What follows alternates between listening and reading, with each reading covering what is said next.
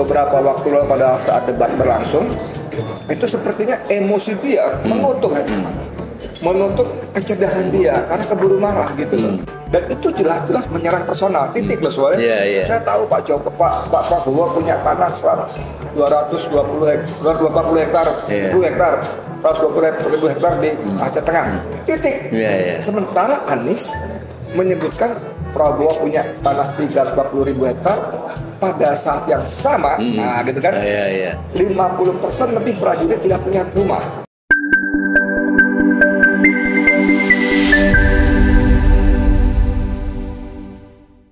Assalamualaikum warahmatullahi wabarakatuh. Saudara, dengan saya Edi Mulyadi dari Forum News Network FNN. Mursalin seperti biasa dari anti oligarki, dari Omni Channel, ada Fafifa TV, ada Racikan Berita, ada Mimbartub, ada Salwa Media, ada Suara Perubahan. Biasa kita keroyokan terus kalian. Saudara, karena ini di Palembang, Sumatera Selatan, sarapan kita pakai cuka yang pakai pempek dengan cukanya dasar. Coba kita menyebabkan kepengen banyak ngomong nih. Top. Ini acara kuliner apa sih? Sambil ngopi tentu saja. Kira-kira Mas Mursalin, Om Lin, ini pasca debat kemarin ternyata masih berbuntut panjang. Betul. Paling nggak saya baca 2 berita pagi ini, saudara sekalian, penonton Bang Edi dan kawan-kawan lainnya. 1, relawan Anies menamakan dirinya pendekar hukum Indonesia. Wow, kayak bener. Melaporkan Anies ke Bawaslu. Alasannya karena Anies mengungkap lahan 340 hektar, 340.000 hektar milik Prabowo datanya tidak benar katanya, sesuai LHKPN. Berita kedua yang nggak kalah serunya, Mas. Yang pertama, Anies dilaporkan ke Bawaslu buntut ungkap data lahan Prabowo di debat. Yang kedua, Mas, ini ngeri, Mas. Yang kedua judulnya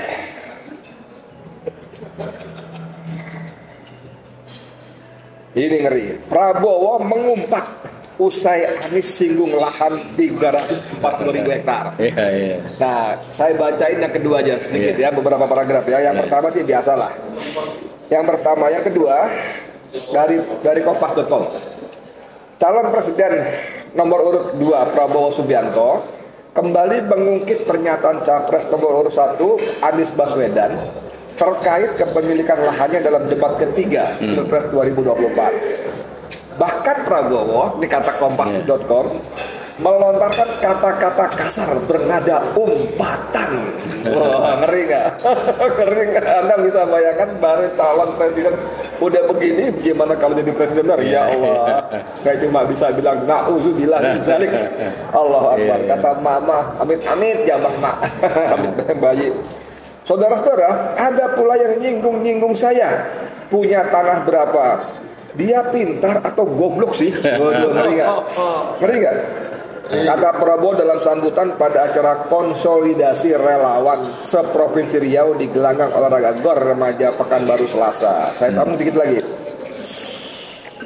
Aduh, ngeri sekali. Prabowo menambahkan bahwa Anies tidak mengerti soal hak guna usaha atau HGU.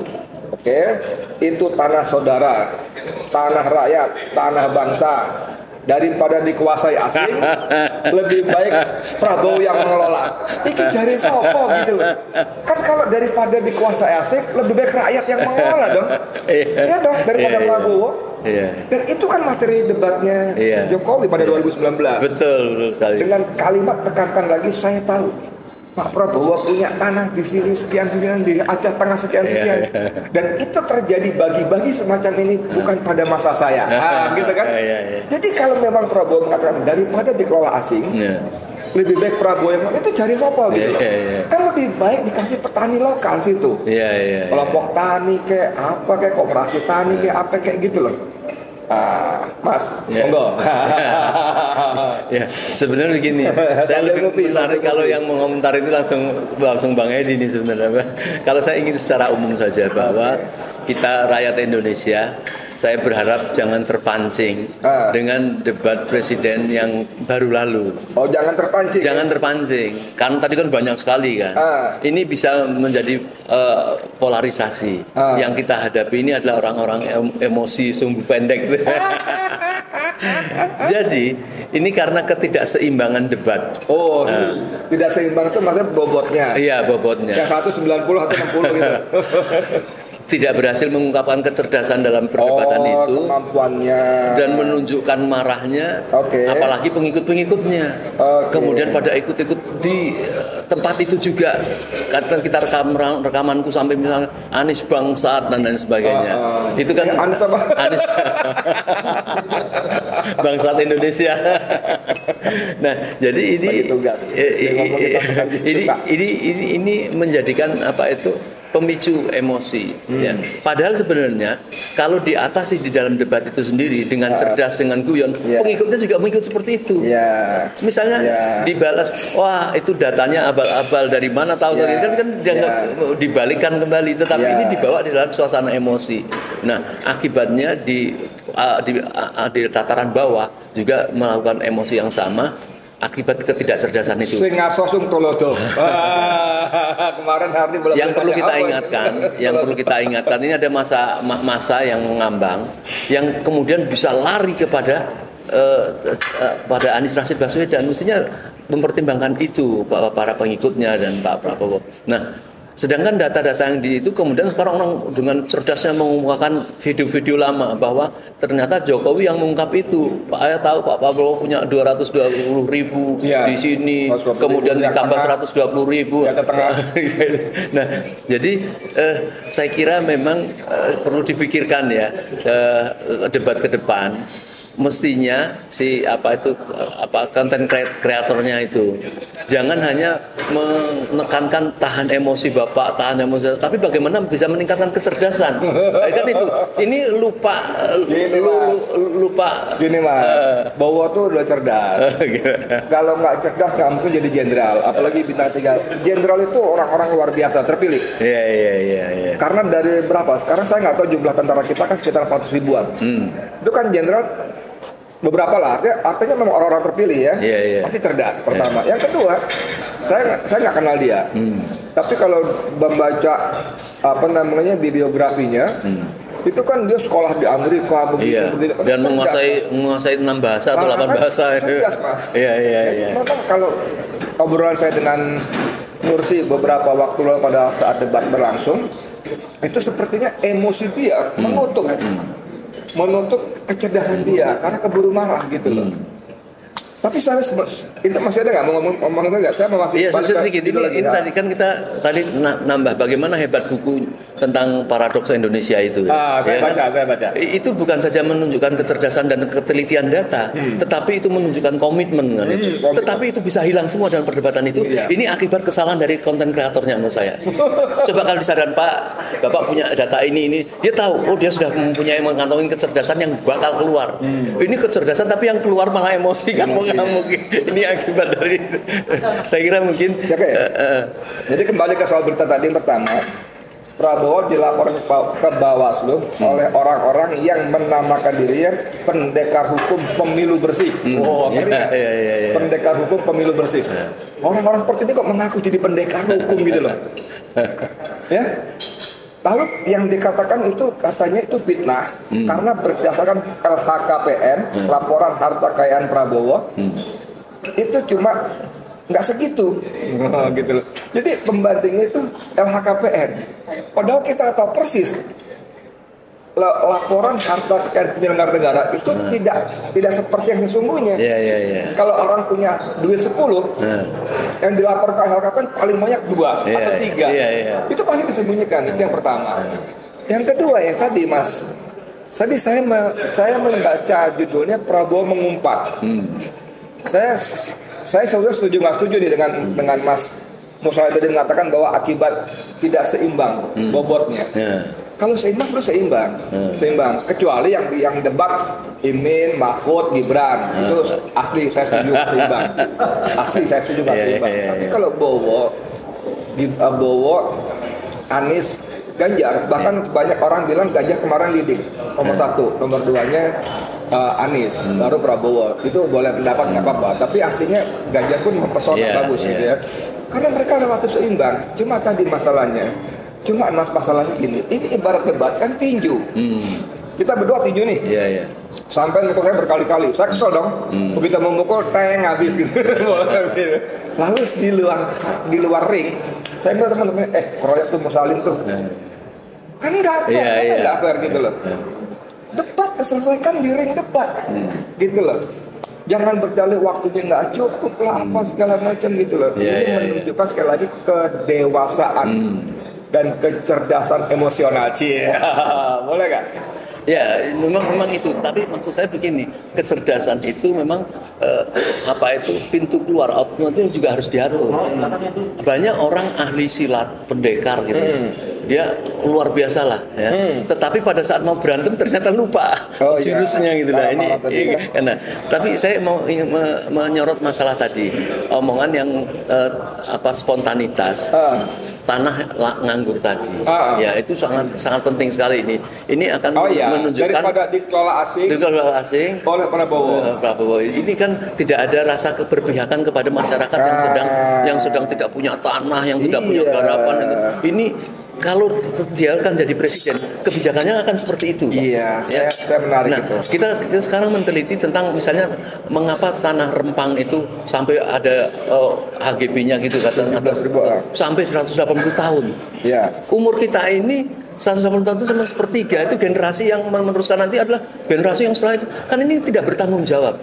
Orang pemimpin itu walaupun dia nanti akan berskala gitu, tetapi dia akan ada prediksinya. Ini sampai segini. Nah, ini juga seperti itu. Kami, apakah kekayaan yang dimiliki oleh pribadi, katakanlah Pak Prabowo ataupun keluarga itu otomatis sudah menjadi kepemilikan negara, kepemilikan rakyat. Kan tidak pernah menunjukkan itu. Yang ada rakyat ini sekarang adalah makin susah, makin miskin. Nah, mengapa ada slogan atau tagline perubahan itu? Perubahan itu dalam arti kalau menurut saya itu adalah penyelamatan dari hal-hal yang betul-betul menjadi susah masyarakat rakyat. Kayak gitu. Mas, mengumpat ini menarik, Mas. Mengumpat itu kan dalam bahasa kita itu memaki. Dan kalimat yang keluar tuh goblok apa tolol dia bilang gitu kan. Betul. Ada yang bilang orang itu goblok apa tolol sih gitu kan. Padahal data yang diungkap oleh Anies adalah data yang sama yang diucapkan oleh Jokowi pada saat debat 2019. Dan itu jelas-jelas menyerang personal, titik loh soalnya. Saya tahu Pak Prabowo punya tanah 240 hektar, 10 hektar, 120 hektar di Aceh Tengah, titik. Sementara Anies menyebutkan Prabowo punya tanah 340.000 hektar pada saat yang sama, nah gitu kan, 50% lebih prajurit tidak punya rumah. Jadi ini personal tapi juga menunjukkan bahwa dia sebagai seorang Menteri Pertahanan, mana keberpihakannya pada prajurit dia. Satu, Dan kedua, kata goblok dan tolol itu kan mengacu pada data, kalau fair. Berarti kenapa ucapan seperti itu tidak disampaikan pada 2019 ketika Jokowi goblok, tolong. Jadi saya tidak menunggu kepada konten tadi, tetapi sekali lagi ketidakseimbangan ini mengakibatkan tidak kecerdasan keluar dan pengikutnya juga menjadi emosi. Maksud saya begini, kalau kamu tidak mampu meninggikan maka rendahkanlah orang. Ini dengan menggunakan goblok itu artinya saya pinter. Dengan kamu itu salah, saya benar. Nah, ini efek psikologis yang orang harus paham. Jadi sebenarnya tidak harus ngomong kayak goblok atau tidak, tapi tunjukkan tadi data-data fakta bahwa itu tidak benar gitu loh. Yang benar itu seperti ini. Bukan tidak tahu, tapi lupa semua tadi. Orang kalau sudah terlalu sibuk sesuatu hal, kemudian bisa melupakan hal yang lain gitu loh. Jadi tadi mengatakan dia pinter, ya jenderal dan sebagainya. Tapi mungkin sudah kelamaan tidak kembali ke bangku kuliah. Jadi itu mungkin yang kita harus kurangi dari masyarakat ya. Jangan terpancing perdebatan, apalagi sekarang makin ngamuknya. Setelah pasca debat itu saya lihat ada pertemuan internal gitu loh. Nah kemudian itu bisa bicara masalah banyak. Kemudian hasilnya justru malah menyulut. menyulut pengikut itu.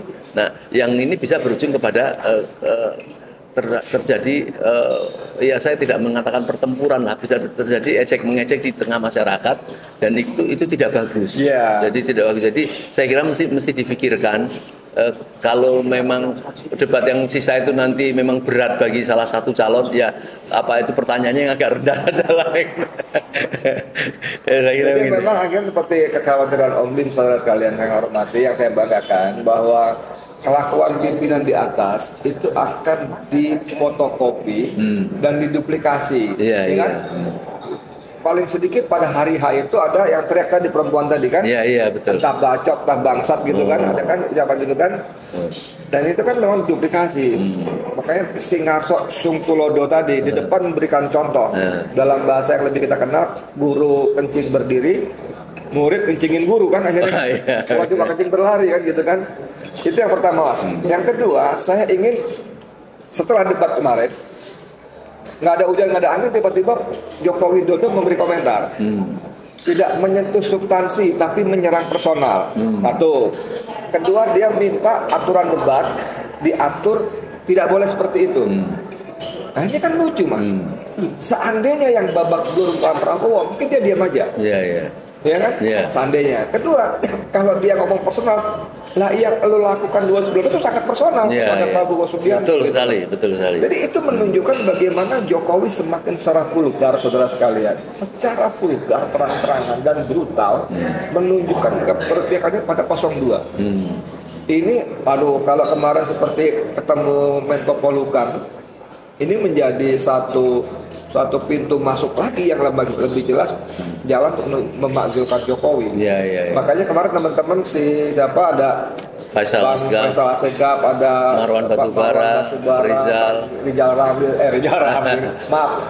Fadilah, ada kawan-kawan itu, Pak Harto, Pak Narto, segala macam itu, Majen dan Jatian itu, betul bahwa pemilu harus tanpa Jokowi.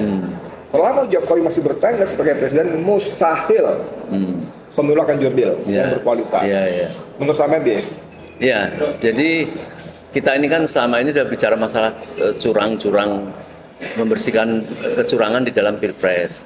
Nah, tetapi nampaknya kan tidak ditanggapi dan tidak berhasil untuk membersihkan kecurangan itu. Nah, jadi kalau memang betul-betul pilpres tanpa kecurangan, maka apa yang disampaikan petisi 100 kemarin itu menjadi relevan, bukan hanya sekedar menghadapi kecurangan dalam pilpres, tetapi sekaligus membahas tentang pelanggaran konstitusi. Pelanggaran konstitusi ini bukan hal yang biasa, ini pengkhianatan terhadap bangsa. Konstitusi itu kan adalah kesepakatan bangsa di dalam real untuk dilakukan antara pemerintah, rakyat dan sebagainya. Nah, kemudian kalau itu dilanggar, itu kan pelanggaran pengkhianatan. Dan kita lihat memang hal yang besar-besar itu, masalah undang-undang Omnibus Law, tentang itu dianggap bermasalah, tentang undang-undang penerbitan PKN, dan itu masalah besar-besar semua. Nah, maka petisi 100 ingin mengatakan bahwa ini tidak akan selesai pasca atau setelah presiden atau sebelum. Pokoknya ini harus dilakukan. Walaupun terjadi peresmian presiden siapapun, tapi ini tetap harus dituntut. Ini harus dipahami Jokowi. Jadi maka rakyat harus paham, kalau betul-betul ini menghasilkan pemilu yang bersih, jujur, adil dan terbuka, itu memang harus dimakzulkan. Nah, andai kata ini salah, tentu Mahfud sebagai Menteri Menko Polhukam, dia tidak menerima ini. Tetapi dia mengatakan bahwa ya maklumlah rakyat mengapa menuntut pemakzulan. Jadi gitu. Ini artinya sudah ada buka pintu peluang nih dari kementerian. Dan tentu apakah Mahfud akan berhadapan dengan Jokowi? Ya kita lihat saja nanti hari ini. Enggak bakal. Karena begini, saya baca beritanya, sebetulnya saudara kemarin saya termasuk yang ada di sana seharusnya.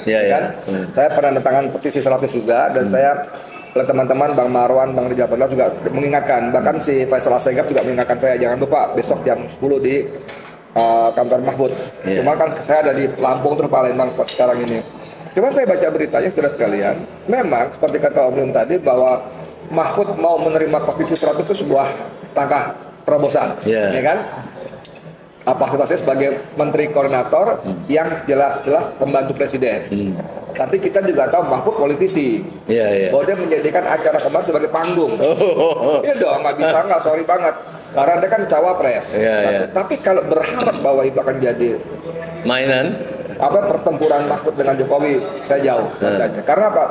Dalam berita yang saya baca, Mahfud mengatakan bukan ke saya, datangnya ke DPR karena sesuai konstitusi pemakzulan melalui DPR, melalui MPR, MK segala macam. Oh begitu ya? Saya nggak menyimak itu, tapi saya bisa memaklumi. Yang dia bilang tuh kita tahu, kita udah seperti suratnya udah berkali-kali gitu loh. Tapi paling sedikit seharusnya Mahfud sebagai seorang Menko, kita bicara pemakzulan kecurangan pemilu, tadi kan dia bisa memerintahkan jajaran di bawahnya TNI Polri untuk benar-benar netral dan mengambil sikap yang lebih tegas sebagai Menko. Nah di sini Mahfud lagi-lagi cuma jadikan itu panggung untuk menaikkan rating dia seperti pada kasus 349 triliun uang transaksi haramnya di Kementerian Keuangan dan lain-lain kan. Saya sayang sekali gitu loh kayak gitu loh. Oke, sebagai penutup mau ngomong apa? Ini udah panjang juga nih. Iya, jadi ini pengunjung tadi saya hanya husnuzon bahwa bisa jadi dia menganggap ini mungkin siapa tahu jadi peluang dia sebagai cawapres itu. Karena memang ada berseberangan antara Jokowi dengan PDI dan dia juga tentu berdekatan dengan mungkin kalau ini kita semua orang tahu juga berdekatan dengan BG ya, sebagai ketua BIN ya, yang juga itu notabene adalah dari orang dekatnya representatif PDIP. Bisa jadi ini siapa tahu menjadi barang menurut saya. Apakah Mahfud betul-betul akan melakukan pembiaran? Tapi kan tidak mungkin. Bagaimana dia akan melakukan pemakzulan kemudian dibiarkan oleh presiden? Memang itu yang tidak. Oh iya, satu lagi soal itu dari dia bilang pemakzulan lewat prosedur konstitusi pasal 7A itu memakan waktu yang sangat lama. Bahkan setelah pemilu selesai pun belum tentu selesai pemakzulan. Bisa makan waktu tahunan. Dia bilang begitu. Jadi sebetulnya ucapan-ucapan itu lagi-lagi kita udah paham. Yang kita harapkan adalah dukungan, political will, dukungan moral, support moral dari seorang Menko Polhukam. Yang ini bos, yang itu akan tersebar secara luas, menginspirasi teman-teman mahasiswa, aktivis, buruh segala macam untuk memperkencang gerakan lagi, gitu nggak? Iya betul, setuju ya. Oke, saudara sekalian, yang saya hormati, yang saya banggakan, saya kira obrolan pagi ini kita cukup sekian. Saya juga sudah habis empek-empek saya. Dan sebentar lagi saya kira juga acara resmi kita mulai dan semoga bermanfaat. Saya Di Mulyadi untuk FNN, untuk Indonesia lebih baik. Assalamualaikum warahmatullahi wabarakatuh. Waalaikumsalam warahmatullahi wabarakatuh.